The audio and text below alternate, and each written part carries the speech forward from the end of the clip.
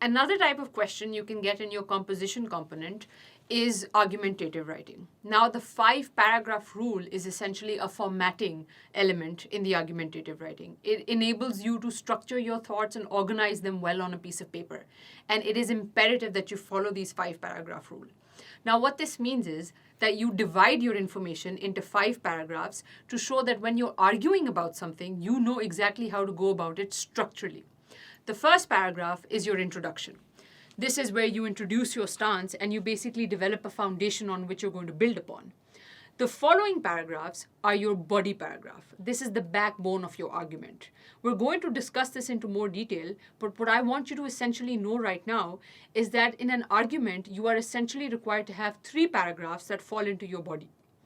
These 3 paragraphs address separate points. You can either have 3 points or you can have 6 points.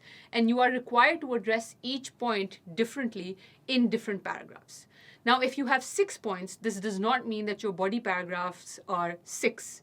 You are required to cluster 2 points together, especially if you feel that you might repeat yourself or if 2 points are overlapping, and then address them in the 3 distinct paragraphs.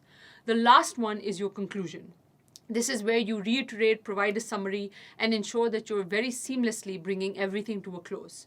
We're going to address all of these elements in further detail, but it's important that you don't forget that your argumentative or discursive topics cannot exceed the 5-paragraph limit. This is a rule and a formatting element that has to be executed well if you choose to do this particular topic for your composition section.